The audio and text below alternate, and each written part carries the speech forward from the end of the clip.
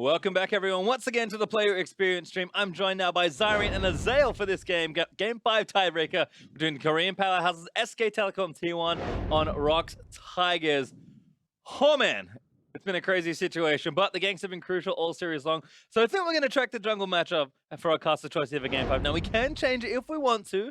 We'll see what the draft looks like. Perhaps if support MF comes back, I feel like we might duck back down to the bottom lane. Yeah, so basically the idea with the caster's choices is we felt like it would only be fitting to pick the most exciting matchup, the most exciting position to track for this final game, because it is Game 5, SKT ROX. It's pretty epic, and we don't want to end up in Poppy Maokai if there's something crazy going on in the bot lane. Exactly. So. And we've seen some Karma, Victor, farm, mid lane, back and forth. So it's pretty much going to be the most exciting or most compelling matchup. And just speaking for a storyline perspective here, SKT coming back from a 1-2 deficit, this is actually exactly the same situation as 3 years ago in the semifinals versus Najin Blacksword, which had Prey. So Prey, history might repeat itself here. So I'm actually hoping that the misfortune makes it through and we watch that bottom lane and we see how they perform there, because I feel like Gorilla and Prey, they've wanted this for a very long time, but it could backfire on them again. I also love talking about jungle, because it's it's one of those things. SKT all year long. Well, SKT doesn't have a jungler. It's a 4-man team, right? Yep. Their jungler's trash. Well, Bengi comes in this series. He's 2-0. He absolutely carried last game, in my opinion. Yeah. I think he smashed last game on the Nidalee. So it's one of those things where you put this guy down all year long. He always shows up when it matters, and Bengi to me is so impressive. He's a consummate professional as far as League of Legends goes. Not a two-time world champion for nothing. Pretty good. He's in the lineup, of course. He will stay for Game 5. ROX had select the blue side, as you can see here from our champ select. Rise, Syndra, Olaf banned by ROX. SKT 2-ban the MF, and then Nidalee gets taken away. Aurelion Sol, also the last ban. So kind of what we expected after the drafts we've seen 4 games into the series. Yeah, SKT have been banning exactly the same thing the entire time, and then they ended up pivoting, and they dropped the Nidalee ban on blue side usually, and then they replace it but with the Karma ban, or sorry, with the Jhin ban. But this time they let it through, and they actually got rid of the Jace ban, which is the ban that the analyst desk thought would fall through. And it's been kind of interesting to me, because I honestly felt like last game ROX won the draft super hard. I think that SKT's composition was a little bit all around, because it didn't really have a hyper carry for Zilean to be powering up, not an Olaf from be speeding in, not a Jinx or whatever to be reviving and bringing back into the fights and stuff. And to me, it really all hinged on the early game. They had to get ahead and they had to be able to control the game, and they really were able to do that. But a lot of it was kind of failings on ROX's side from the vision. We got to watch last game through Fog of War, Zyrene, and it was one of those things where ROX never knew where Nidalee was. They never got deep wards. They never had vision. And it was such a massive problem for them throughout the whole game. So Bengi on Lee Sin, it's another strong early jungler, and they're going to have to do a better job of tracking. Exactly. And that Nidalee was actually Bengi's first competitive Nidalee game ever. He had never played it before then, so ROX were probably banking on it going through and getting it for themselves. But wrenching the plan there, and then of course avoiding all the vision. Want to see what ends up happening here, and ROX kind of already tilted their hand a little bit with Zyra. But I mean, this is such a good takeaway from the bottom lane. Ash has been great for Prey. Bang also had a win on it and looked good in his Game 1 as well. So they've taken the 2 best range supports out of bottom lane. That said, I mean, Nami is actually pretty strong here in the bottom lane as far as extra range supports go. It hasn't been super popular at Worlds, kind of because of these other guys, but I think it is very good in the bot lane. One thing I do worry a little bit for SKT, yes, they took away the Ashe from Prey, that's great, but guess what? Zyra Caitlyn is nasty. And I think that is a very strong composition. I also think it works incredibly well with ROX, with what ROX is showing so far. Because they have Jace, if you draft Jace, Caitlyn, Zyra, Karma, you set up that siege, good luck getting through. There's trap line, there's a plant line, there's shields for these kind of 2 pseudo AD carries with Jace as the second, and they will crush turrets. Ooh, Zilean. No, FLICKR, trusty Orianna. 2 wins on it in the series. Oh no, did have a loss, I think, unfortunately. Yeah. But look good. Obviously had the big shockwave in Game 1, so it kind of sealed it there at the 40-minute mark. But there's Jhin for Prey, and of course Peanut. It's a Game 5. He's going to go back to Elise. Yeah, I thought he was actually going to play the Elise into the Nidalee last game, and when he went for the Olaf, it was really surprising because his Elise is very clean, and it actually plays pretty well into the Nidalee if you're able to catch her out. So now he's going for it up against the Lee Sin, so it's kind of that old classic jungler one-on-one status. Get those early ganks off, see who can out-pressure the other one. And honestly, I think he actually did lose his game that he played earlier on. He did, yeah, he lost his last game into the Olaf. Yeah, so it is one of those things where It's not good into Olaf. It's pretty Yeah. good in Italy, though. Yeah, certainly, and I think it's been so reliable for him. That was his 4th loss, I think, all year. He's like 25-4, 26-4, around there, something like that. So pretty incredible. And to me, I would love to track the junglers here in this game. I think that it is going to be very, very exciting. Bot lane will be important too, but I think with Lee Sin, with Elise, his signature champion here for Peanut, the fact that Bengi carried last game, and you're putting this guy, Peanut, on Elise, where he's had massive carry performances in Worlds, getting them out of groups. You have to remember, they almost got knocked out of groups. They were 1 game away from getting eliminated in the group stage, the #1 Korean team.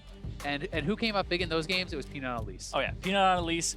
First blood, he hadn't gotten one all of group stages. Now, I believe he's tied for most first bloods in the entire tournament after then. Yeah. So he really stepped it up, got 6 since then. So absolutely incredible. And they're both early game junglers here too. So I don't think there's going to be any shortage of action. And I agree. And it's also very exciting when you look at how much he stepped up in the quarterfinals. Peanut just hard carried that series, right? He absolutely was blasting people. And going into this, pretty much every analyst who had Rocks winning was saying, well, it's because Peanut. Peanut is too much better than the SKT junglers. He will do so much more than them that the rest of the advantages won't matter. But it hasn't been the case, at least not against Bengi. And now it is Bengi versus Peanut, game number 5. We have chosen wisely. Jungle focus it will be here. Peanut versus Bengi for all the marbles here in the semi-final. Winner goes to the finals and a chance at being world champion. Loser shamefully heads back home. Not that shamefully. I mean, I guess not. So far, not top bad. 4, losing to, if you're Rocks, you Yeah. lost to 2-time world champion. Nah. A lot of people were predicting to be 3-time world champion. And so. you're doing better than you've ever done against them. This is true. Well, a quick reminder, this is your final opportunity to sneak those questions in. Reach out on Twitter using the hashtag AskTheCasters, and we'll bring you responses during our final game here for this semi-finals. And Peanut versus Bengi, what a treat it shall be. I'm curious, because I think Peanut has certainly been the key here. We kind of mentioned it throughout the series. Bengi has smashed Little Peanut 2 games in a row. Can he do it again? Peanut, I think, was in tough situations matchup-wise. We'll see what happens here in what should be very even, very skill-intensive, and really test the mettle of these 2 players. And I would say, if I'm jungling, if I could choose which team I'm jungling for in this game, I would way rather be in Peanut's shoes. I actually think that Peanut has better lanes to gank for in general. Zyra Jhin is a lane where it's like, you hit 1 CC, that person is so screwed. You have Zyra root into the Jhin root into a free cocoon. That's almost a guaranteed kill. Whereas I think the setup for Bengi is like a lot worse bot lane, especially pre-6, right? If it's at level 6, then yes, you have Ashe Arrow, Nami Wave, Lee Sin kick in. That's where it gets stronger. I also think that Kuro has a chance to be able to get kills on FLICKR. We've seen flash tethers and those sorts of things where you can land the tether into a cocoon. So there are things that we have to talk about with that and keep that in mind. Yeah, it's always a little bit more unreliable when you have a Lee Sin versus an Elise to actually get the gank off, so you rely on your lanes for a little bit more gank assistance, which SKT don't have. And I'm looking at how they started here, and you usually don't start on the red as a Lee Sin. It actually slows down your clear for the rest of it because you don't have one of those buffs like the Krug buff. Sure, you have red buff to hit the camp, but the Krugs are actually a little bit better. Yeah, and he will be moving on down, and I think it's one of those things where he might just try to do a really fast 3-camp clear and then gank. Nope, okay, he's not going to actually do that, at least not yet. You can still do it and delay your blue buff to give over to FLICKR later. A lot of people like to do that, but there are a lot of cheesy paths you can also do starting red, and he's not going to decide to do that just yet. Yeah, and here's Peanut actually going for a... Wow, he's going for a very early. This is a really strange gank too, because Elises will usually do last tether. They're red. Good flash from FLICKR. Knew exactly what was happening there. Yeah, as soon as you see the flash come out, yeah, 100%, you got to go for it there. Now, the thing is, that's 2 summoners for 1, and that's very big because Peanut did not use his flash. Also, we have to track the fact that Bengi didn't actually get anything from this. That usually the risk of going for these early ganks, the 1 buff type ganks, a lot of people talk about the fact that it's not worth it because you will lose your other side of the map. And this is not something that happened at all for Peanut. He spends a little bit of time mid, they get double summoners. He's not going to get 3 buffed by any means. He's really only 1 camp behind. It pretty much doesn't matter. Did he smite the wolf camp? I assume so. And that to me just kind of signals like maybe a very safe play, wanting to cover a potential invade. He does donate the blue over as well, so didn't really need it then. But Peanut gonna maybe get just a hair ahead here. I think he's a camp up now, although my math is awful. So the 2 junglers on stream can correct me. Yeah, it's about that. It's very even. Yep. I mean, the fact it's basically the only difference is that Lee Sin didn't take the big blue buff, right? So now it's a thing is, can Peanut return game? Can he kill Faker with no summoners, or will Faker have the advantage with blue buff? Yeah, I actually think that Peanut's slightly ahead. Hits level 4 off the Scuttle Crab there. He's a little bit ahead. He knows he hasn't been spotted because he has the Raptor Smite on him. And he does this all of the He's in an time where awkward he gets spot. Raptor Smite and then he invades. Yeah, So Bengi's gonna get caught here. Knows exactly where he is. Great cocoon from Peanut. Going to try and seal it up here as the flash ready repels down. Perfectly played from Peanut. Leaps in, wants to kill. There's first blood. That was gorgeous. exactly. Peanut does it again. He just goes super aggressive after getting the smite, and he goes all the way into the jungle on the back of the red side. He knew that Bengi had started on that side, so his camps were respawning, and your jungle route will usually put you back up there at this time. And this is just so smart from Peanut. Also the fact that they know Faker just based. Faker could not possibly be there to actually help him out, to be able to save him.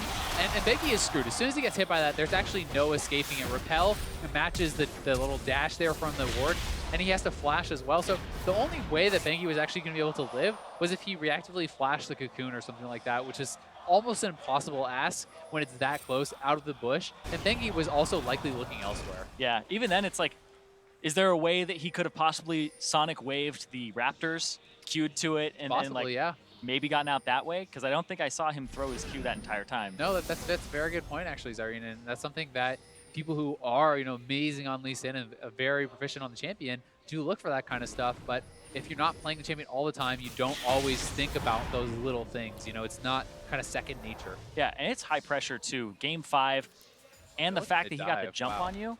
This is actually really bold from SKT. We saw them get that last. Oh, again! Oh, God. He's Not dead. Peanut out of mana. Q lands. Bengi not going to follow, and Peanut's going to be safe. Holy- And that damage, like, Peanut has early Sork Shoes. Yes, This guy's exactly. crazy. That's actually something you almost never see from Elise's. You'll go Moby Boots if you're just going for the ganks over and over again, but he's just trying to destroy Bengi in the jungle with these early stats. And it is something where, as far as like a one-round combo, that is more powerful, but it does delay your jungle item a lot, which means he's going to be lower on mana and stuff, and he isn't going to be able to stay out on the map as much, at least not as easily. So we will have to kind of track those differences. Yeah, and a lot of Elise's will actually be like 50-50 on which jungle item they start with between Talisman and Machete. Yeah. Machete is usually just the one that, I just want to get through it with the W on my spider form, clear faster, and then the other one, the Talisman, is more for I want to keep my mana up. So he actually starts Machete because he wants to do it a little bit faster, but also he starts on the top side and takes his own blue. So his first clear is not really affected by which jungle item he has. His second clear, though, as you can see, is definitely affected by it. A little slow up. Peanut, though, going to finish every camp here. This is actually a little risky, but Bengi's not He's here, and fine. He's looks good. like he's got enough information. Bengi top side now, so we know that he's not in any danger. Yep. And Peanut he does have maximizes smite and it. stuff, Yeah. so... Oh, he does? I thought he Yeah, so he had his smite up, so he will be okay to Thanks. do it, and Spiderlings can tank, etc. But it's one of those things, I think, if you're behind or even, you may not actually go for that full clear because sticking around is pretty risky.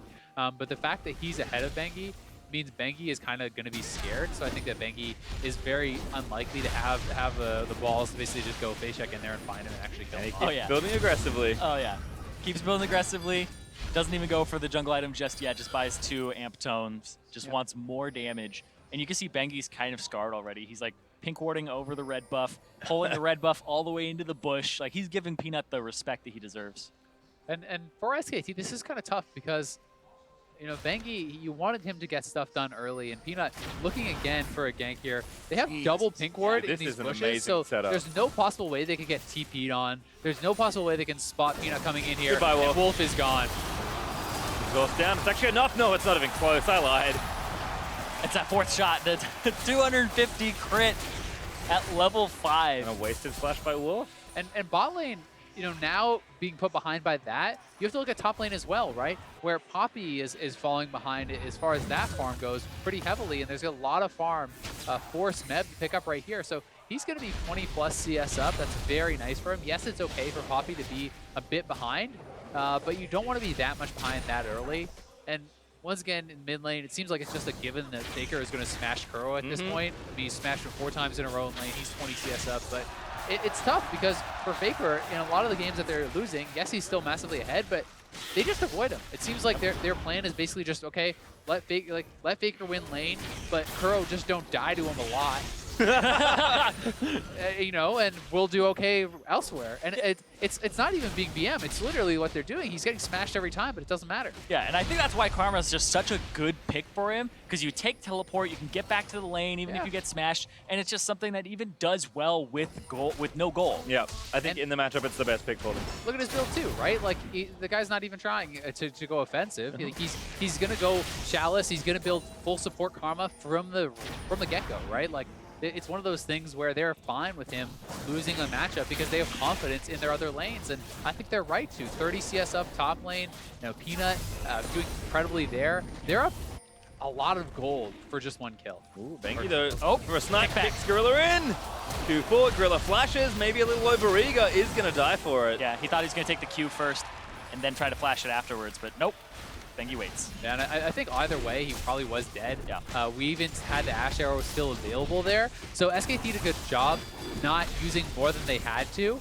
And I think that Gorilla, at that point, when you get kicked in as a squishy support Zyra, you got to be like, oops, sorry guys, I'm dead, and save your flash, because he may be able to avoid another gank later. He wasn't able to avoid this one. Yeah, and even got the flash out of Bengi to set up the play. So at that point, you know, you've actually got a Summoner Spell advantage. Flash down. Oh, but Peanut actually, did Peanut just take the red? He did. Ah. Oh wait, no, he didn't. What was he doing over there? He's just counter. Oh, he was clearing out the pink ward. He cleared out the pink ward and established dominance. And vision. Establish your dominance in the jungle. I mean, can't play bottom side, of course. Knew Bengi was there, so decides to just get what he can done here. He's going to repel to the Krugs and take the maximum as far as what's available there. And honestly, this is a little bit scary as well for Duke, because Smeb is building a wave, and they can look to dive this. If Poppy dies, it's no longer okay, right? Well, you're already down 30 CS, and it's going to be very hard. But Peanut has no mana. That's true.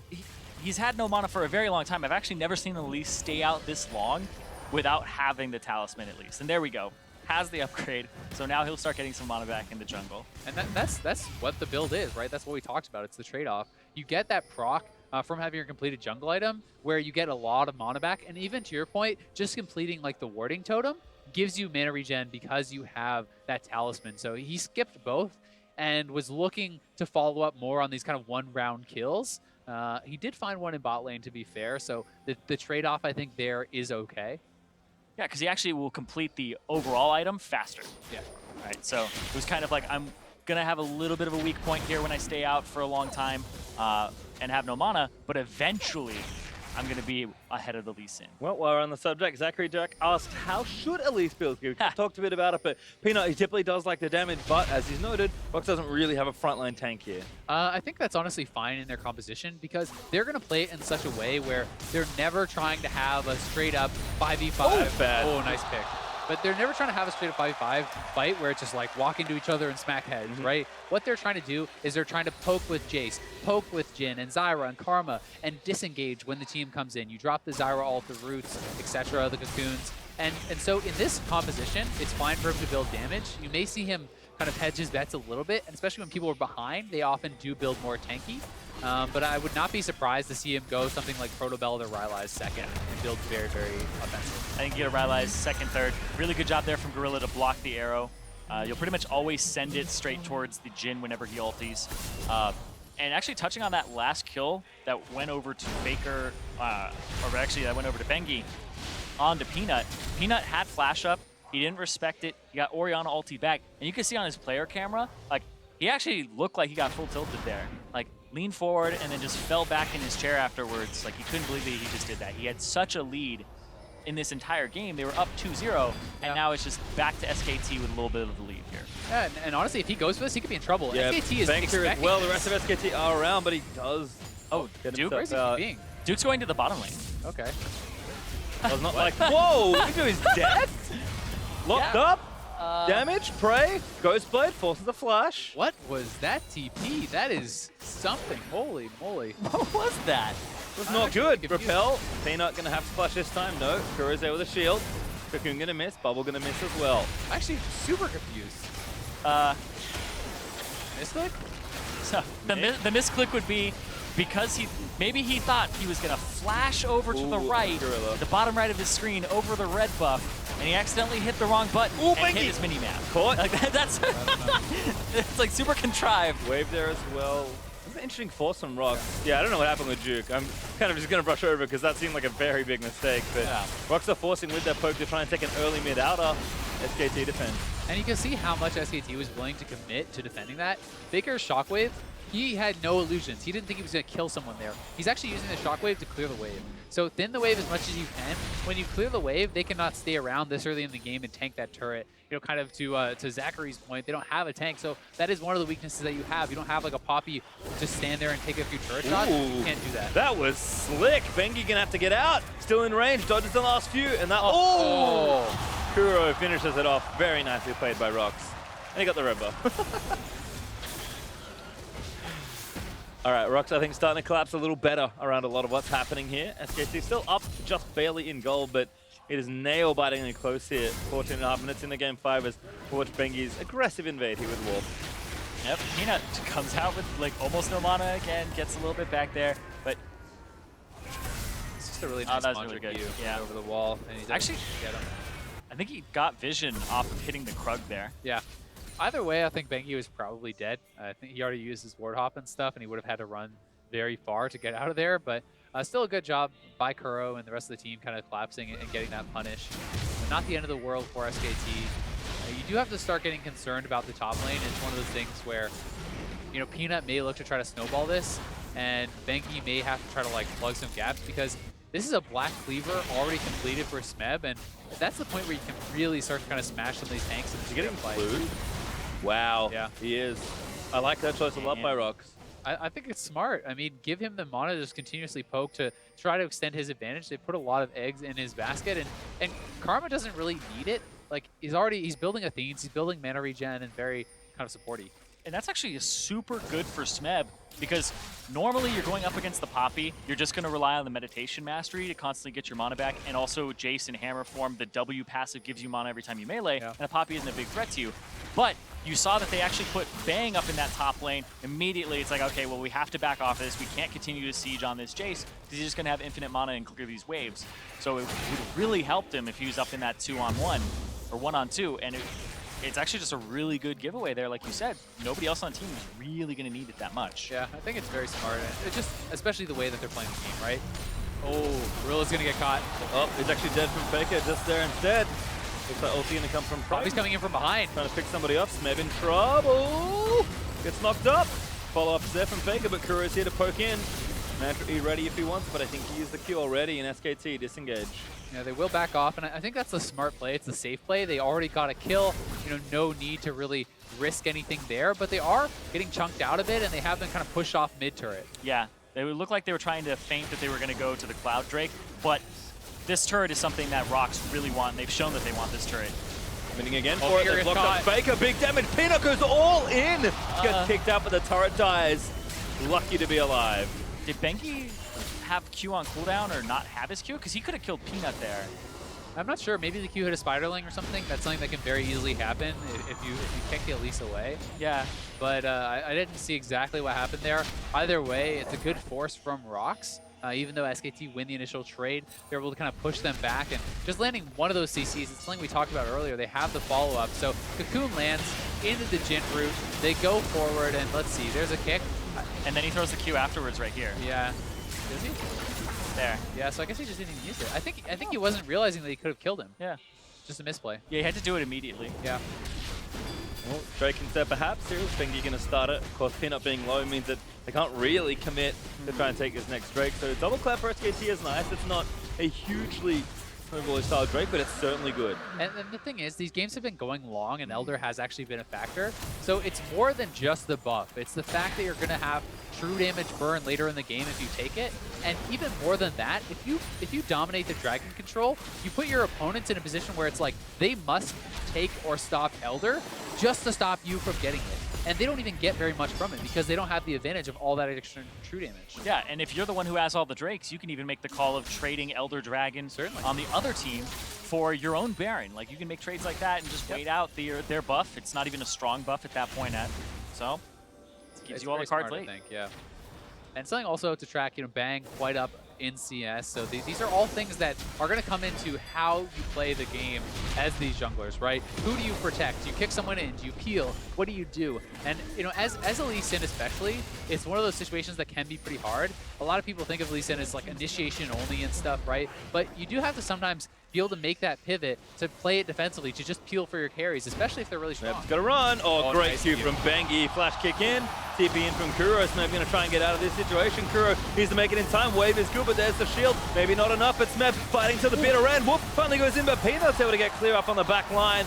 And now Jinov going to try and lock them down. Bang, doing damage. He's going to have to tank a little bit, but the ulti stops there. Yeah, FLICKR stopped him. Oh, Bang walked into the CC though. Fail out of the way. Duke taking damage as well.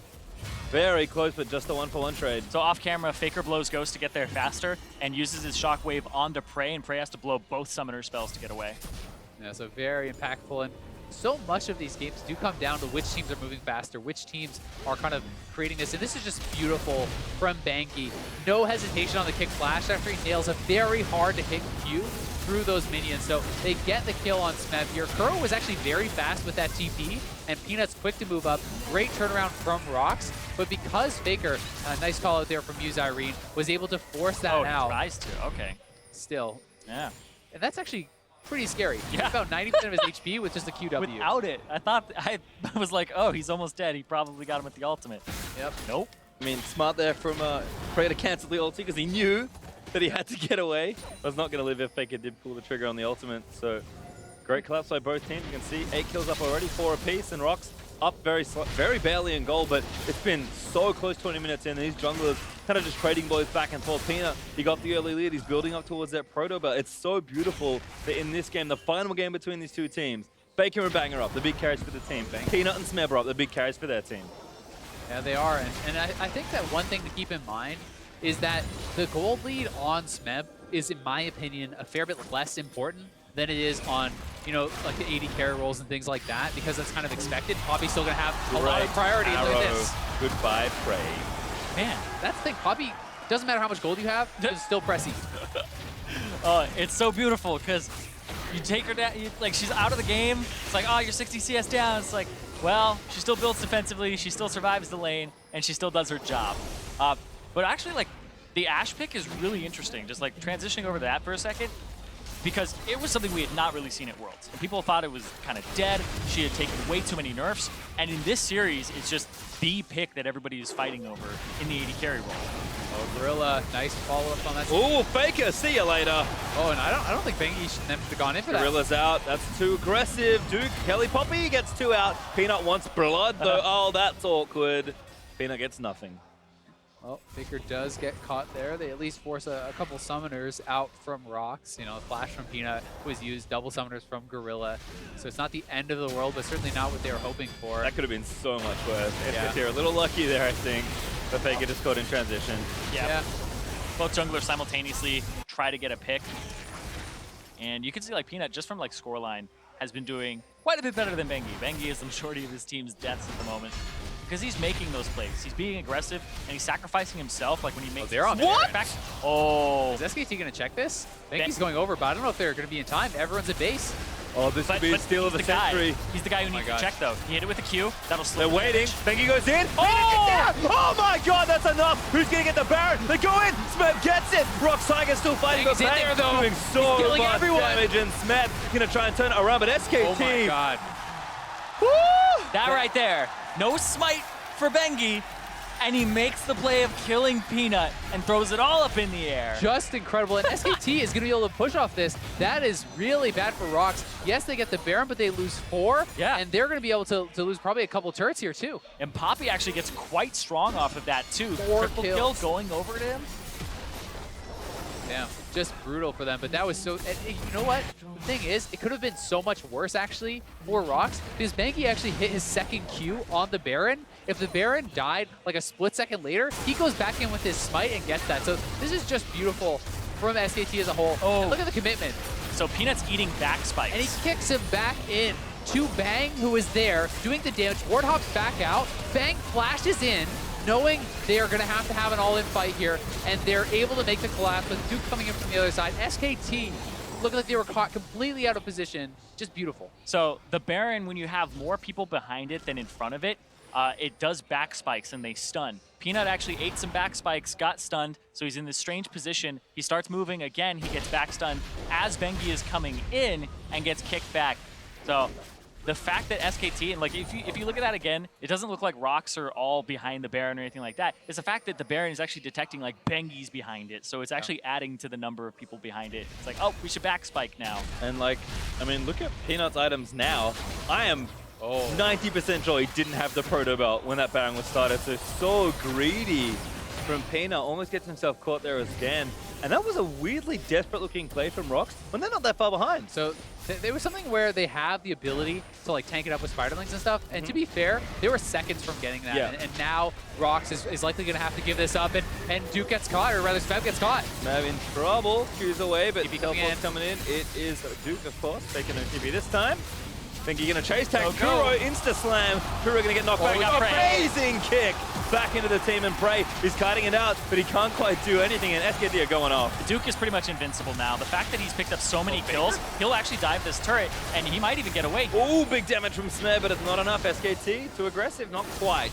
That was, I think, a definite overchase from SKT. They should have just gone right back to the Dragon, take that Dragon. They will head back over there now, but it is a lot riskier at these low health points. And this is honestly pretty crazy from SKT. They're willing to make these decisive plays. They're coming up huge in this last game, and Bengi, kicking in Prey is really what kind of secured that fight. And him and Duke communicated well to be able to all pile in on this. So Bang nails the arrow. Wolf follows it up. Triple CC on him there. The TP is already coming in, and Bengi able to come in from the side here. Ward hops in, nails it, and then kick flash. That was so sick. Bengi's Lee Sin is really clean. Like, when he starts getting going, these kickbacks, I don't know if you could actually do them any better. Very, very good. He kicked someone back in after Poppy ulti. I know. That's not okay. Yeah. He does this over and over again. Like, he's actually very consistent here, but And you know what the big problem now for Rox is? We talked about how they don't want to do that 5v5 where you smack heads. Guess what? You have to now, because SKT is ahead as the hard engage comp, as this comp that wants the 5v5 queue. Poke comps need to kind of stay ahead to be super relevant, because who's going to deal with the 5-0-2 Poppy? This guy is going to be pretty much invincible, just charging in at your team, and creates so much disruption that anyone who gets CC'd, you have to bail out, right? Astro shoots in, Poppy's charging in, you can't stand and fight because you can't kill the Poppy fast enough, so whoever gets CC'd is the guy who gets left behind. It's kind of like one of those situations where a bear is chasing you and your buddy, well, guess what? Whoever can run faster gets away, but you don't both get away. aren't you supposed to, like, play dead or something? Not the points I read. You're dead for real. You got gray screen. Ask the casters how to run away from bears. How do you get away from a bear? How do you get away from a bear? Well, you trip Cyrene. Well, it is looking a little tricky. SKT continuing to pressure, and we kind of saw a lot of Peanuts passing early on. We did see that he wasn't really going bottom side at all, and saw Bengi go there. Peanut caught. Gorilla knocked up. Gone. Slam back in. Peanut going to proto it up, and a great double ulti from Duke. He's going to keep it good. Bengi goes down. Smeb actually safe-ish for now. Yeah, has the flash ready, firing away. Here comes the poke. They need the kills. Duke locked up. Damage getting taken, but it's Poppy. He's a little too tanky. Way too tanky. Still tanky. Getting healed. Oh my god, that's dumb. Oh, The they tail's turned up around as now. well. And Bang, no, it doesn't have anything. Oh my god, that's not Prey. I mean, Rox just need to keep chasing. They want these kills. They're so integral. FLICKR tagged again. Kuro locks one down, gets Duke knocked up there by the bubble. And SKT gets FLICKR's tower, but looking lose for a couple kills. And FLICKR stops the chase with the ball, threatening. Yeah, it looked like Duke got out of the way of the deadly flourish, and Flash was almost back up for Bang. And look at Bengi here on the side. He's looking for that flank to try to get kicked. He goes in, and Smeb just executes him, takes him out so quick. So, that was a good try, I guess, from Bengi, but without his flash, he can't really make that play, because this is not a full tank Lee Sin, right? This is not a guy who can stand up to the damage like the Poppy. He dies very quickly. Smeb's able to play intelligently around him and kind of make that kill happen. And because FLICKR actually used the shockwave to initiate this fight, they could not really return the damage once it started getting turned around, right? Rox was free to chase them because there was not the threat of the shockwave from FLICKR. They're looking once again. They want to pick off FLICKR, and this would be massive if they can get him. Yep. Oh, I think they might. Ooh, Cocoon knocking hit. what? FLICKR sidesteps it. Gonna go in, but Slim slams him. There's damage. Faker shockwave needs enough. Gorilla flashes in. Shock blast not enough. Wow, they actually got a lot out of them too. Smeb blew his flash, and they got the Zyra ulti and Zyra flash. Yeah, that's 3 summoners, and that's the desperation, right? That's feeling like they have to do this because SKT's already pushing mid. They can go straight onto this turret if they want, but they will show the respect to Rox. They're not exactly sure how fast they can get back, so they want to get out of there. But Poppy in the bot lane, pushing that in. They push in mid lane. The gold lead is extending, and it's going to be really, really, really tough for Rox And from Bang this is point. so farmed. Oh yeah, and the fact that he has an Elixir of Wrath right now for the upcoming Baron fight in about 15 seconds, or Baron coming up in 15 seconds, it's definitely a good choice here. You just like to stay topped off, and he's a big part of their damage, but so is Faker. Yeah, Faker has hit his kind of crucial 3-item power spike on Orianna. When you have the Death Cap, your CDR, and the Void Staff, if you hit a perfect shockwave, like if you hit a good shockwave, one of the things that's scary about playing as Rox is there's no one that wants to get hit by this, right? There's not like that beefy guy who can kind of absorb it. Sure, you don't. I know it's Yeah. You don't want to get hit by it on anyone, but like if Trundle with 5 items gets hit by it, it's okay. If your Zyra gets hit by it, she dies from full health. If your Jhin gets hit by it, he probably dies from full health. These are the things that they have to worry about, so they don't have that front line, and it's going to be a shielded Poppy charging in. They need to get picks. Poke again, Bang kind of caught, but Nami actually with so much healing. Yep, and the Nami wave straight at where the Jhin is, going to try to interrupt the ultimate so he doesn't get that 4th shot off. Duke here on the side, just looking, but to bring it back a little bit to the junglers, something that Bengi is doing here a lot now, part of his position in this game has been vision control. So you can see he's been smiting the Raptors on cooldown to get that vision control. He's cleared out a lot of Baron vision, and this is allowing them to start this up 2-man. And because of all this work he's been doing that we haven't been seeing, it's been off screen. He's spent the last couple minutes prepping this, and now they're going for it, and it looks like they have a free Baron. Yeah, so what you do is you start at 2-man, then as it hits about 1/2 HP, you have everybody else come in and zone, and then finish it off so it's fast. Oh, Peanut has to flash. SKT just needs to back off now. That's all they needed. They back off, and while it may not look like much, Bengi was the one who got them that Baron by smiting the Raptors, by moving around, by sweeping it out, by controlling the vision, setting that up. He was the one who was able to establish that for them. And I love that he went sweeper, because so many damn Lee Sins sit on their warding totem for the entire game because they just want another ward to hop to. And it's really frustrating because during the mid game, they don't have a way to clear all this vision out. And so Bengi actually picks up the oh my god, Oracle's Lens augmentation, and he makes sure that he can actually get that Baron and sneak it. Yeah, and now they are looking, but they're just pushing them back because you go straight to the dragon here, in my opinion. You take your 4th dragon, it's going to be 4-0. That means there's no possibility for Rox to get a dragon in this game before Elder. And that means that Elder is in that dire situation we talked about earlier, Pastry, where it's like you must take Elder to deny it from your opponents, but you get very little from doing it, and you have a big opportunity cost to go for it. And Rox are kind of falling into that whole thing that people criticized TSM for, is you have a Jace, but it's not exactly a Jace composition that can execute during the mid-game when you get behind. Because now that Jace that had this gigantic lead, the Poppy got fed, he can split push, but Duke can now hold up against him. So the Jace pick now is just a poke bot with the rest of this team that can get completely run over by this Poppy who's just stacked armor. So you're running into this problem where you don't really have a fallback strategy here. It also doesn't hurt that SKT's 2 carries are almost flame horizoning their lane opponents. Yeah. Like, Faker and Bang are doing insane amounts of work. They certainly are. And the junglers have started this all up. Bangy fell behind early, didn't let it to turn. A lot of the series has really come down to Barons and Baron control and stuff, right? And honestly, last game, I felt like Rox was in a pretty good spot with their composition, but they've tried to force a Baron, and that cost them the game. And I felt like that was really impatient. And although it was a good try for the Baron here, once again, it felt very forced, and it could cost them this game, but they're trying to start something. Need to tag something. Kuro up in front. Bang's here now. Doing what he can, but Bang a little too much DiMaggio. Yep. Tidal wave again from Wolf to interrupt the Jhin ultimate. He's doing it every single time. But the problem is, once again, we have a Duke up on the top side. He's already working on this turret, so they're getting gold where they need it, and they're playing it safe, disengaging. And the poke matters less because you have a Na'Vi who actually, is able to heal up a lot of this damage, and Faker is able to shield out a lot, but Bang may be caught. Damage. Strangler Thorn's going to force the flash out from Bang. Poke again in onto Wolf. Smeb lining up a target. SKT flashing away. There's a good Mikhail's there to get him out of the root so he doesn't get knocked up by the Zyra ultimate. You can see Bang with the QSS and also Wolf with the Mikhails. And it's funny because one of the things that has been happening to Zyra supports is that they don't buy Mikhails. So that's why Ashe is just such a good pick against it, because you're pretty much always going to stun that person for the full duration. Yep. And I will say, as far as it goes for Rox, this is a composition that's a little bit similar to something that SKT ran in groups, where they had this kind of disengaged team. They can last for so long. And yeah. If Rox plays it properly and they continue to hold on, they do still have a chance in this game, right? They have a lot of CC. If you catch the right person out at the right time, you can turn the game around. But they're going to need to play it very, very well. There's very little room for error at this point, because one more team play for SKT will likely mean the game. And you're talking about like the disengage composition. Like, I'm just thinking about it here. If Duke is in a Poppy and he's a Kennen, it's an absolutely completely different game with just that one single pick. Because then it's all about, can he actually get in there? And then they don't have that beefy tank like they do now. Because there's so much wiggle room for Duke to do whatever he wants with the items. Oh, the arrow caught Gorilla. He gets out of it though. QSS's it off, I believe, because he knows he's the big arrow target. Yeah. Buys a QSS. That's a support item slot taken up on a support that wants to deal damage. Has to do it. SKT with the Baron buff.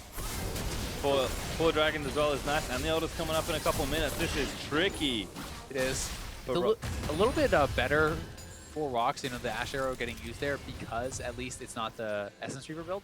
Yep. So it is giving longer CDR. He's going kind of auto attack build, and that is the trade-off. That there's more opportunity cost. Whereas we saw Prey, favor the CDR builds, and he can kind of shoot them out more willy-nilly.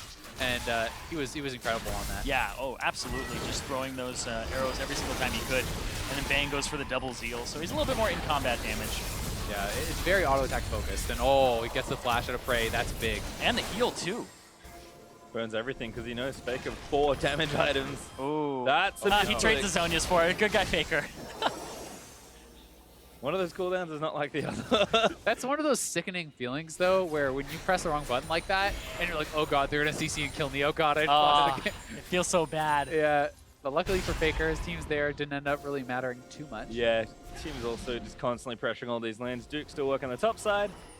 And again, we kind of moved away from junglers because really, we've been grouped for 10 minutes at least, and SKT are just constantly pressuring Rox. I need to keep them out. And that's really what happens with junglers in competitive, is there's a lot to talk about specifically with the jungler in the early game, because they're making the decisions. And this is why a lot of teams actually have junglers as shot callers early in the game very often. And then they kind of rotate to other positions doing a lot of the shot calling late game. Because it's more about just team play at that point. It's more just about them grouping. And really, these guys are going to be controlling vision and trying to get camps where they can. But it's essentially just they're engagers, right? Like, you have Elise looking for a pick with a cocoon, you have Lee Sin looking for a kick in, and that's what they're kind of relegated to.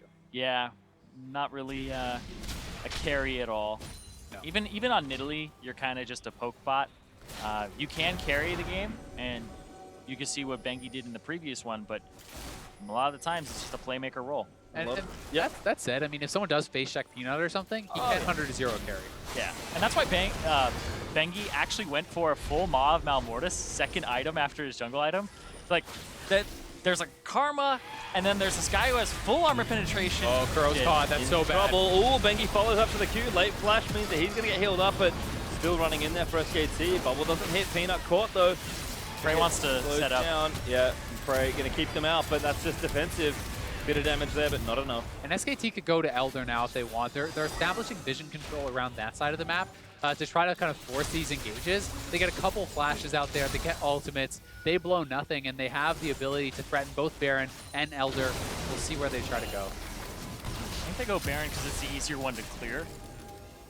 And they have a lot of vision on this side right now. Yeah, Elder just takes a long time, and it's really risky to pick up. Oh, or go for some kills. Prey up in front, doing damage to the support, but he actually doesn't get banged. He gets taken down. There's enough heals. Bengi, but that's it. Bengi Oh. kicks someone, I think. Yeah, he got kicked as he got knocked away. Good stuff. I think he went in on the Jace, and they like hit each other. Yeah, Smeb actually, I think, buffered his E there. So that's something that's very smart to do. So even if someone tries to do a kick flash type play, if you have your E buffered, you can knock them back and mess it up and make it so they're always going to kick you away. So SKT right back to the Baron, obviously critical that Bengi secures this, and critical for the rest of the team to zone out Peanut. So Duke is doing this, making it so it's not a 50-50. It's, 100% chance you push him off, and it turns out it's better if the other jungler isn't there. Yeah, when Duke picked up those kills at the Baron, it really screwed over Rox's game plan. Because now he just ignores everything. He can go straight after him. It didn't matter if it was Peanut plus another. I'm pretty sure he could hold 2 people there. And that's the thing, like that aggressive Baron call from Rox, it was very close. But to finish the margins, they've decided this game, and SKT, they're gonna get this Elder uncontested.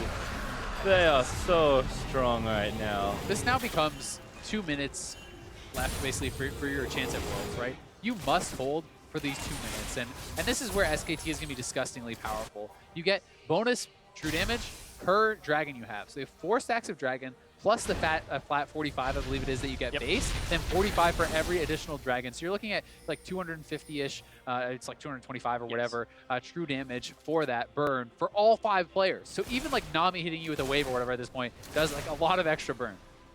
It's insane. It's actually just like to give people some context, because a lot of people don't actually look at numbers on abilities. Yeah. It's like most rank 5 of basic abilities Do less than that. that do damage are usually like 220, 260 if it's like on the high end. So it's like that's like an Annie Q base damage added on to everybody. And every auto, every ability, Ridiculous. So And you can't reduce it because it's all true damage. So yeah, it's even better. It's tough. SKT also have the Baron buff to make matters worse. So this is going to be quite the defense from the old Rox Tigers, or going to be SKT smashing through for the win here. And I think the other thing that makes it tough is that true damage gifted to tanks means that Poppy can actually smash Jason in 1v1 at that point. So it makes it really hard. Like, who's going to answer the Poppy? And they can actually even just look to dive. We'll see if they want to go for it. SKT is working on this turret. The turret's going to go down so great fast. arrow finds Gorilla, gets out, Wave knocks him up.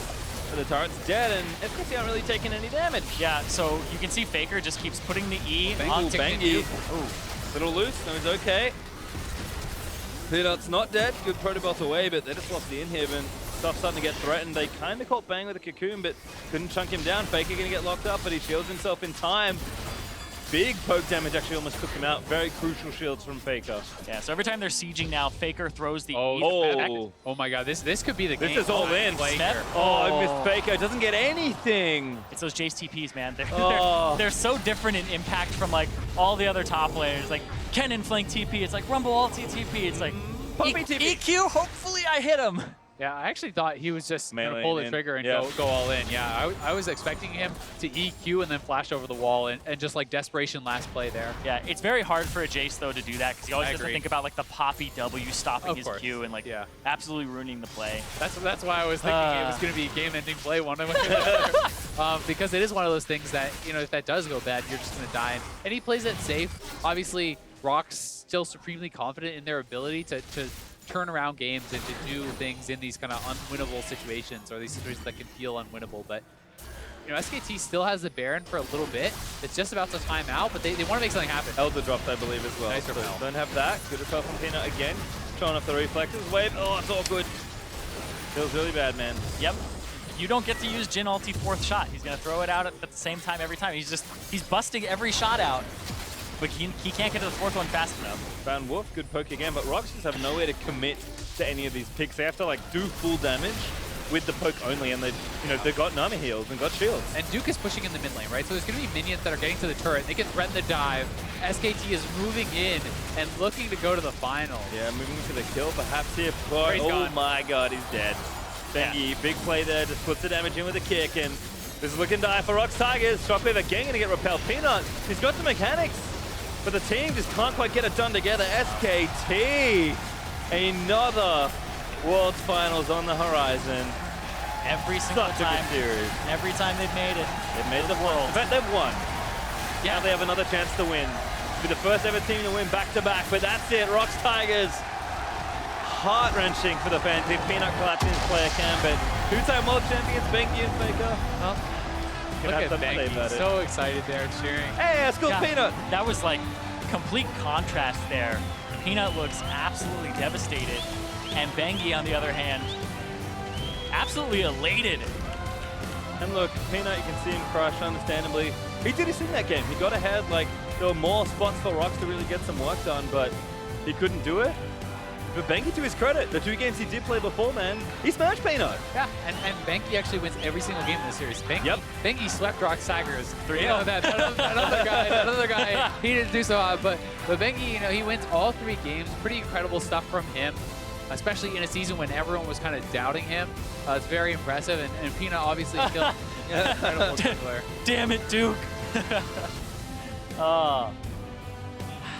That's rough. I mean, yeah. For Rocks, they felt like this was their year. Everyone kind of was thinking that it may be their year. They win LCK. They come in as the #1 seed. SKT looks like they're struggling. It just doesn't matter with these guys. They just seem to win.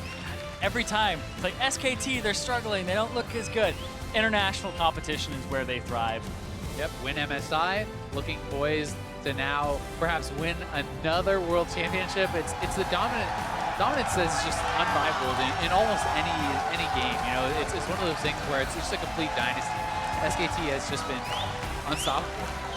Amazing, really, truly amazing. As SKT, a lot of people said they looked at the semi-final like, oh, this could have been the final. Yep.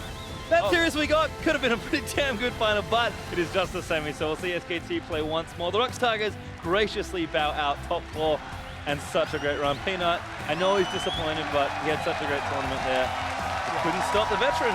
Yeah. In that moment, though, you know, you're completely running through all of the plays that you could have made. You had that early jump on Bengi. You shut him down. You were 1-0-1 at the start of the game, and then you ended up giving over a kill, and the game started falling backwards. Elise needs to keep that tempo up, keep that momentum up, stay up in items, because he had a completed Runic Echoes to the parts for Bengi, and as soon as that kill came through, Bengi's like, oh, we're back right on track, gold's even again, and that's what really sucks there. So Peanut, you know, he's thinking about all those moments, and it's going to definitely torture him a little bit in this moment, but moving forward, though, the guy's made a lot of fans here. Like, there's a lot of people who are now like, I love Peanut. Peanut took down Clear Love. He was able to actually go toe-to-toe and actually, I think, outclass Blank and outclass Bengi in some of these games. I mean, Peanut's a world-class jungler. Like, no one's going to question how good this guy is. Yeah. Came in arguably the best jungler in the world. Is, I think, at least challenging that title potentially after his tournament and even that performance there. But for me, I look back. We talk about junglers. Smite's such a crucial spell. That Baron call, man. That's crazy to me to think that game may have just been decided on that 22-minute Baron call. Yeah, and it's the last 2 games, right? Last 2 games, Rox makes a risky Baron call. They get super punished for it. SKT just pounces on your mistakes ruthlessly, and I do think that is going to haunt them. You know, those Baron calls are going to haunt them for a long time. And Peanut, to your point, you know, he's been almost unstoppable on Elise, right? He had lost 3 times in the whole year on Elise out of like 25, 30 games or whatever, like around there.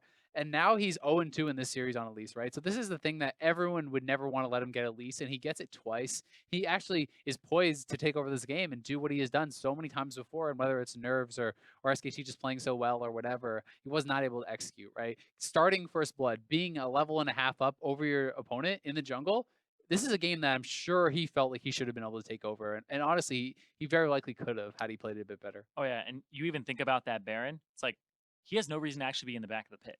Right, he has no reason trying to block the Q with to Spiderlings, be I think, is the only in that thing. area, except for that, right? Yeah. But he's gonna look back at it and be like, Bengi didn't even have smite, right? Yeah. You can't know that, No. but at the same time, it's like, oh man. And Bengi makes actually the absolute best play that you possibly can in that situation, and he's able to get the kickback onto onto Peanut, and he gets killed, and that's something that a lot of junglers do not do with a very calm head, because he didn't have everybody there just yet. They're still waiting for SKT members to trickle in, and he's able to get the pick off. Well, such a great series there. Wonderful to watch. And don't forget, we'll be back tomorrow with more in-depth strategy discussions on the semi-final unfolding at Madison Square Garden. Tune in tomorrow. We'll be joined by special guest analysts Froggen and Honori. Midlanders and junglers take notes. We'll get a close look at your roles when HGK takes on Samsung Galaxy tomorrow at 3 Pacific right here on Riot Games 2. However, that is going to do it for us on the Player Experience stream. For all of us here, thank you very much for joining us. We'll swing you now over to the main stream to wrap up the night. 그래서 좀 그냥 화이팅 정도만 했는데 다행히도 이긴 것 같습니다. As the eldest player on the team, and after game 3, I was in the best state. All the other players, they're kind of shaky, so I was cheering them up and we had some fightings, and I think, through that, we were able to win. Can you tell me about the end of the game when Blank stormed on stage, Coleman stormed on stage, everyone stormed on stage, and you guys just seemed to be incredibly relieved that you guys closed it out? What was said in those moments? 이제 경기를 승리 직후에 이제 막 그 코치님이 막 뛰어오르고 블랭 선수도 이제 무대 위로 뛰어오르고 같이 이렇게 얼싸안고 기뻐했을 때 이제 그 경기 끝났을 때 어떤 얘기를 서로 오갔는지 말씀해 주세요. 경기 끝났을 때는 잘했다고밖에 한 게 뭐 딱히 없는 것 같아요. 그래도 뭐 제가 저한테 기회를 주신 코치님한테 항상 감사하게 생각하고 있습니다. So after the game was over, all we said is we played well, we did good, and I just want to say thanks to Colm, our coach, for giving me a chance to play once more. One chance to play once more and make it into the final. Now you're heading to Staples Center, where you made history with SKT and FLICKR by your side back in Season 3. What does it mean for you to go back there, get another chance to play, and possibly bring back one more World Championship? 이제 마지막 결승전 무대인 LA 스테이플 센터로 가서 당시에 첫 우승을 거머쥐었던 페이커 선수와 함께 이제 가게 되었는데 이제 다시 한번 소환사컵을 들어올릴 수 있고 이제 우승할 수 있는 기회를 잡은 거에 대해서 소감을 말씀해 주세요. 일단 좀 가장 어려운 상대라고 생각했던 락스를 잡고 결승전을 가니까 아무래도 저희가 우승할 가능성이 한층 더 높아진 것 같아서 일단 기쁘네요. I'm just really glad. I think that by beating the hardest opponent, Rocks, our chance to win the Summers Cup is definitely higher. So it just feels really, really good. Of course it does. Well, thank you very much. Congratulations, Bengi and SKT. Make it to the World Championship final. Dash, take it away.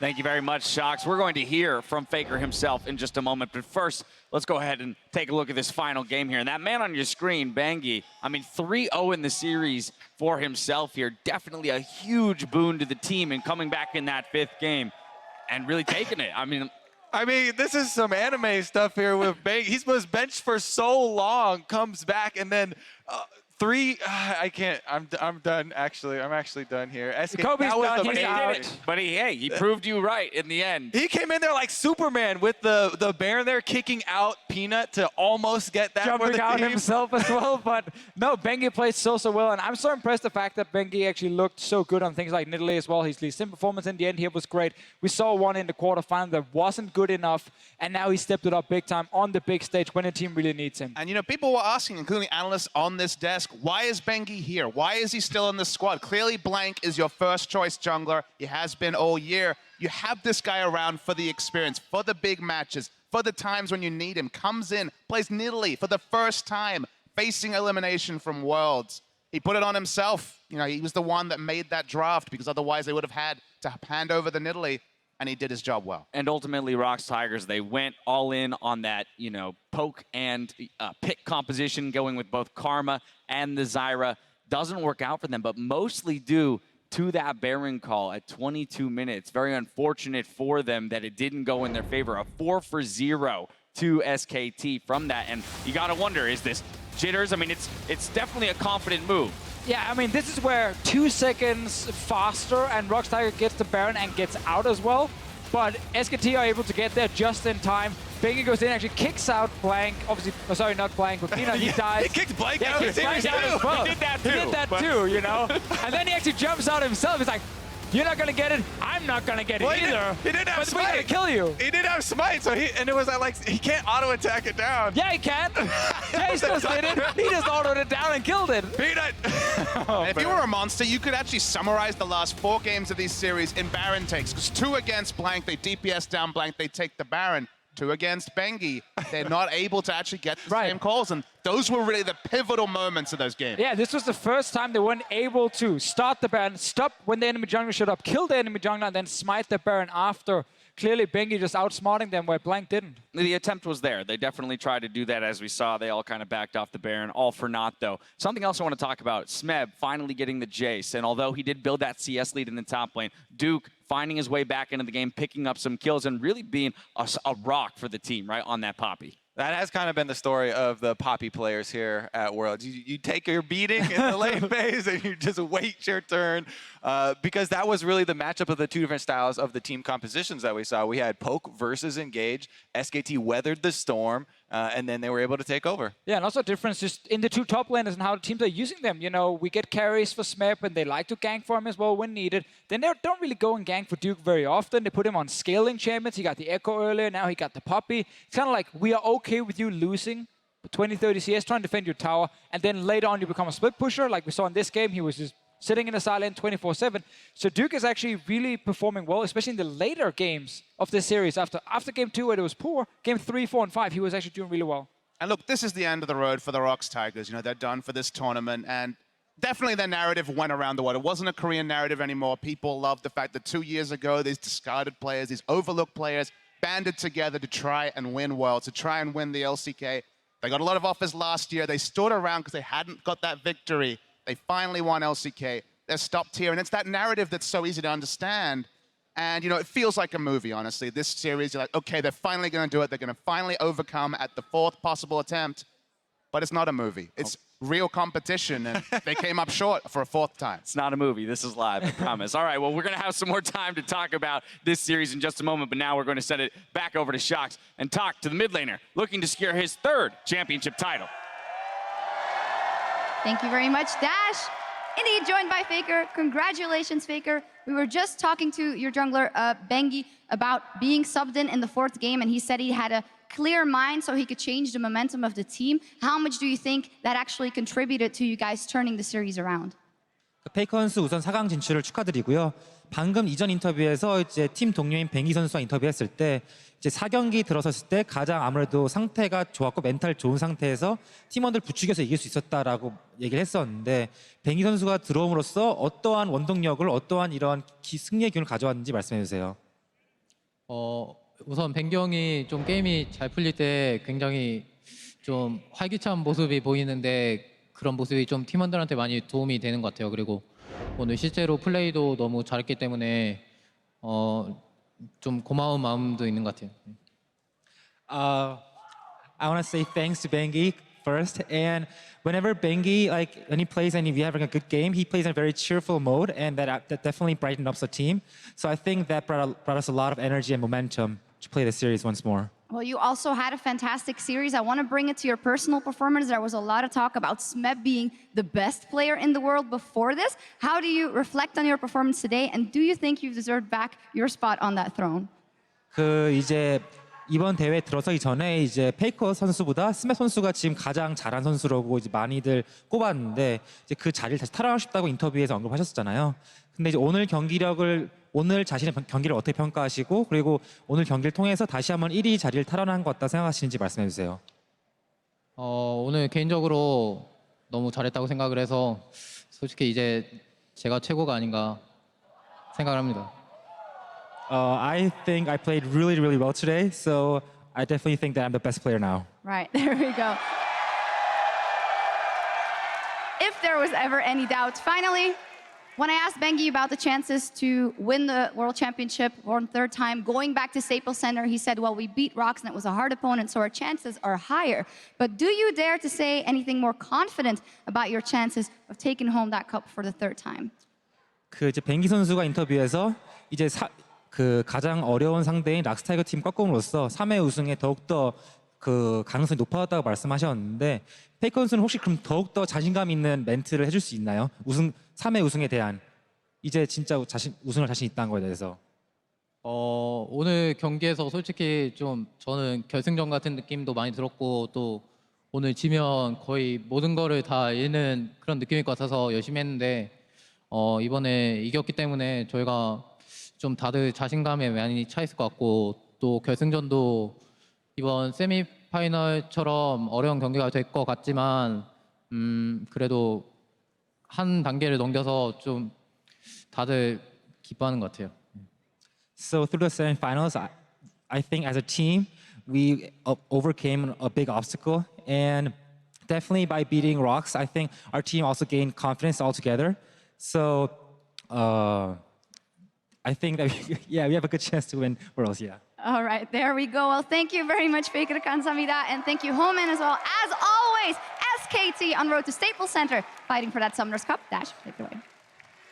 Thank you again, Shox. Hearing from FLICKR there, he says he played very well tonight. He thinks he's re-cemented himself as the best player in the world. What are our thoughts on his performance?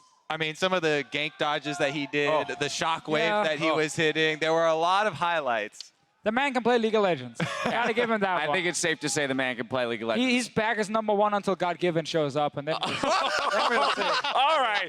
Oh, everyone, somebody clip that. Hold him to it. All right, but we do have to recognize the carry that, well, needs some recognition here. And it's player of the series. That's going to actually be going to Bengi, because this is the player that came in the clutch. 3-0 in this series. We heard it from FLICKR himself that his attitude is so important to turning this series around for this team.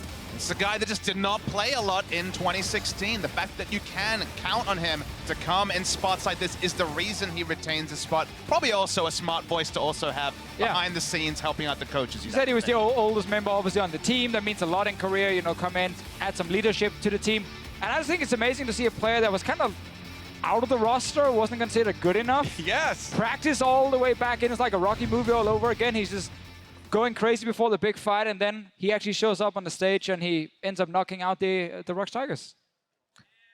Good. Exactly that. No. All right. Nobody else has anything to say about Bengi. Done. Well done, guys. The only thing that could have made it better is if he came in the last game with his SKT skin unleashed. That would have been even better. Because he did use his boxing once, like a boxing analogy, but... We get it.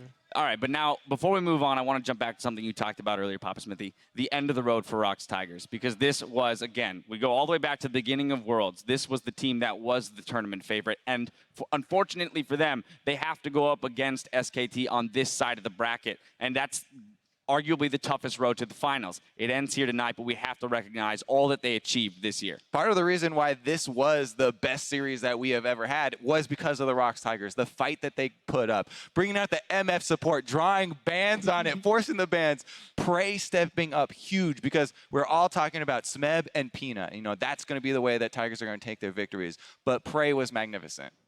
Definitely, and the misfortune was awesome. I mean, that's the simple storyline, right? They didn't make it to the finals this time, but it was a stronger team than 2015 without the same weaknesses. You know, didn't have Hojin the early game being a bit of a minefield for them. They had a real chance to make it. They were ahead for the first time in a series against SK Telecom on the 4th try, in a best-of-5, of course.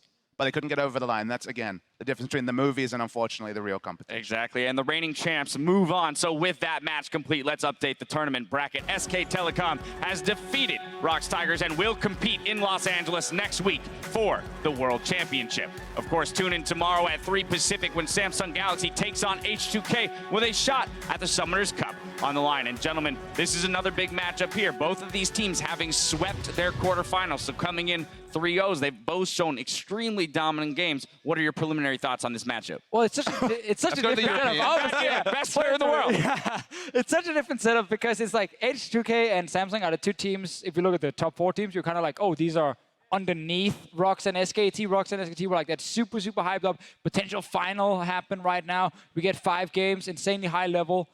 H2K Samsung, I actually don't really know what to expect because it can be one of these very one-sided series where Samsung shows up and H2K can't really get it going. We can also see H2K go in and surprise a lot because I think they have a good enough early game led by people like Forgiven, Yankers, Odo Omnet to actually get an advantage and make it a very close series. I like you talk about questions because it felt like a lot about SK Telecom versus ROX Tigers went to script. A lot of the things we thought about this series came true, but there's a lot of questions for both H2K and Samsung. Have H2K fixed any of their late game issues? We're not 100% sure. What does Samsung look like in a best-of-5? They've played a 3-0, was very one-sided, but a true best-of-5, you know, with Core JJ again, with these rookie members, we don't know what the big lights here of Madison Square Garden holds for Samsung in a best-of-5. It makes it kind of hard to, you know, judge the strengths of these teams because they are on such big win streaks. Both teams haven't dropped a game in so long that we're kind of like, oh, well, yeah, Odo Omne, he's been great. Oh, yeah, but Cuvée, he's also been solo killing everybody, right? So,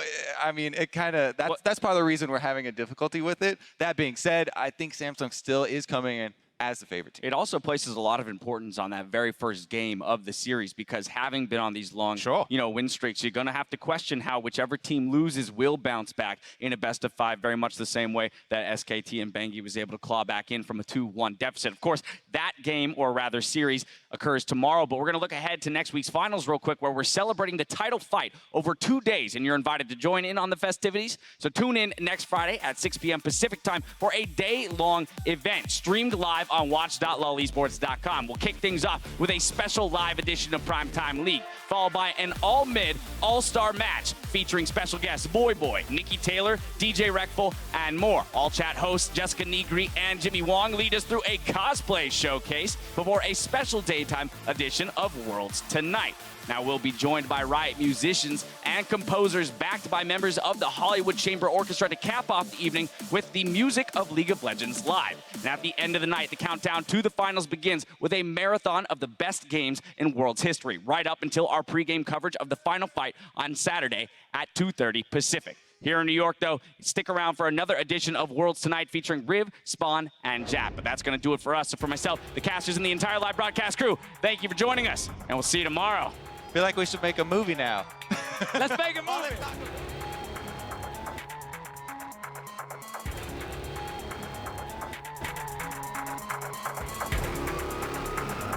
Hello, Madison Square Garden! This is possibly the most hyped matchup that we've had to date. I'm extremely excited. The fight continues. Bangy throws the undertow, but he's running for dear life. Snap with immaculate timing. Plenty of CC, but it's still 2 kills picked up, and Duke is just too tanky. Svev is now alone.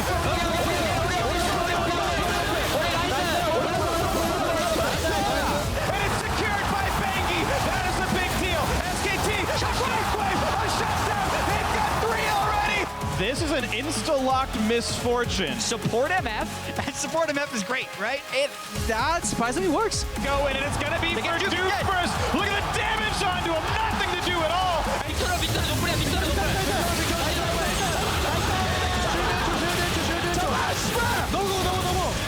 Nice. The arrows. Look at the arrow. He can teleport.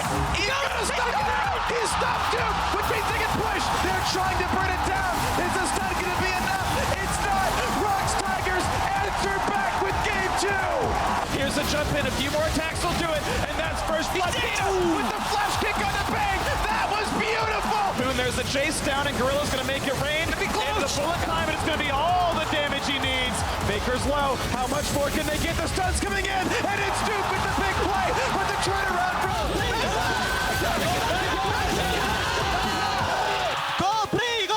There's the Nexus, and it's 2-1 Rocks Tigers. Double bomb on a Kuro. Javel's gonna land this time, and he's gonna get the damage. Yes, he is. First blood in for Faker. But what does it even matter? It's a 4-for-0. It's the ace. It's the game, and it's SK Telecom T1 bringing us to game 5.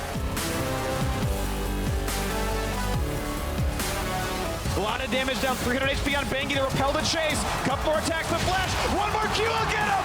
천천히. It's going to be all about this. He's in the pit, and it's the kill on the Peanut. Fight for either side, and it goes to Spap to try to save the game. SK Telecom T1 backs against the wall. Bangy himself 3-0 against Rocks Tigers in the series, and SKT punched their ticket to their 3rd World Final.